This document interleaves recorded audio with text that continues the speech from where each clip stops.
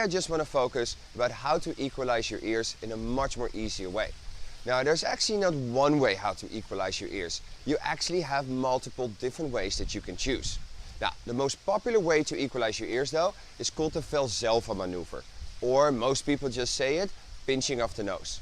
Now, the way you do it is basically you close your nose like this with your fingers, and then you breathe out, but you also close your mouth.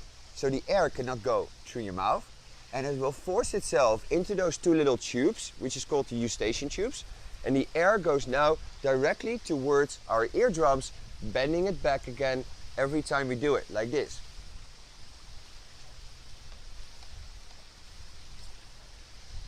I think you've seen this on TV already whenever you look at scuba divers that are going down. Now, why is it so important then to do this? It's because, let's say this is your eardrum, and this will be the outside of your ear. And then here we got those two little tubes, or in this case one tube of course, that goes to the sinuses. Now, when we go under the water will flow into your ear and will hit that eardrum and start bending it in. Now, in the beginning you don't even feel that. Actually, maybe up to half a meter depending on the person, you might not even feel a thing. Now, let's say that you go deeper than that and you don't equalize your ears, which is bad, so don't do that. Just to make a point and see what happens. Alright, you go a few meters down and now the eardrum bends in like that. Yeah, this starts feeling uncomfortable, like there's something in your ear. That's why we see a lot of people that forgot how to equalize, like moving and touching their face and like there's something inside. Alright, let's say now you go even deeper without equalizing, which you shouldn't do again. Now what's happening, your eardrum is going to bend in like that. Yeah, and that's going to feel really discomfortable or even painful. Now if you then decide to push it even more, yeah, now you have a chance of damaging your ear. But for a lot of people, you actually have to quite far to do that, and you have to go through a lot of pain to get there. So don't worry too much, because what we're trying to do today is to never get you in that situation in the first place. What we're trying to do today is to tell you that you should equalize not a few meters like a lot of people say, but equalize all the time.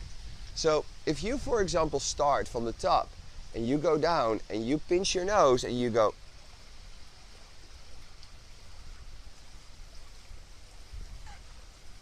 you keep pressing that air back into that eardrum. And if you do this all the time, it doesn't matter how deep you're going, your eardrum will never reach that point that it actually feels discomfortable or even painful. A great second technique that you can use then is to swallow. Have you ever wondered when you're in an airplane and you might have had some ear problems that maybe the steward or the stewardess comes up to you and gives you some candy or some peanuts to eat? This actually makes you swallow, and that can help you to equalize your ears. There's even people that prefer swallowing over equalizing when they go scuba diving. Now, another really cool technique to use if that doesn't work out is to wiggle your jaw. Like it. Left and right, forwards, backwards. And if you're doing this as well, you can actually equalize your ears too. Now, some people, they even need to do all of it at the same time. This is gonna look actually a little bit funny. You can see them maybe hanging on the line and they're trying to equalize like this. And they're going down and going down. And I know it's a little bit funny, but in the end of the day, who cares? Diving is not a glamorous sport, and if that makes you actually enjoy all the beautiful life, then go for it. Now, right now, maybe we can have a try ourselves back home.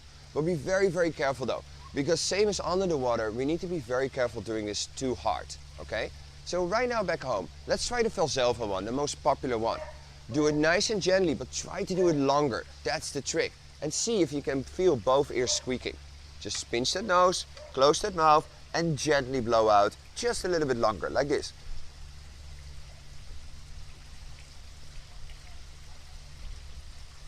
Do you feel it? Now, you might feel one ear a little bit better than the other, or maybe even only one ear. Now, if that's the case, then there's probably a little bit of congestion blocking one of those ears on the inside in your eustachian tubes. Now, we're going to talk about how to get rid of that in a second. Okay, let's try the other one. Let's try swallowing right now. Feel it? I can feel both ears right now. Not as effective as the other one, but hey, that's just the way it works with me. Okay, let's use that wiggling of the jaw.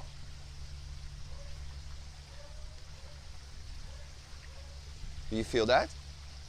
Again, it depends. Some people feel that more stronger than the other techniques, or the other techniques work best for them.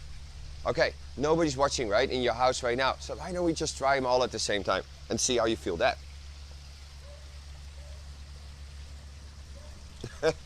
All right, I think I just overdone it a little bit, but you can see that is really, really effective. So if you have issues, give it a try before you go back to the boat and go back to land. So like I just said, when you were trying to equalize right now, you might actually feel one ear a little bit better than the other ear. Now, that's because of probably a little bit of congestion somewhere blocking any of your sinuses or tubes to equalize your ears. So same as on land, how do we get rid of that congestion? It's just by blowing your nose. Now, what we see and hear a lot from especially new divers, they go, oh yeah, but see, there is no congestion. I feel great. And my airways are fantastic. But what they don't know is that maybe there's a little bit of congestion somewhere really tucked away inside of your sinuses. I highly, highly recommend before any dive you do, just before you descend, is to blow your nose on the surface. Now, remember what I just said before. You can not only blow your nose on the surface, you can actually do it under the water as well. And this is one of the best tricks that you can use if you have problems equalizing your ears. So let's go back to where we actually had a problem. So let's say that you're at, I don't know, 5 meters and there's too much water pressure on your eardrum and it feels discomfortable. So remember what we said, the way to solve it is just to go up a little bit. Try it again, doesn't work out. Maybe a little bit more, try it again, different techniques. If still all the techniques like Valsalva, swallowing or wiggling the jaw does not work, then before you decide to really go up, maybe blow your nose under the water, because there's probably some congestion that you can get out.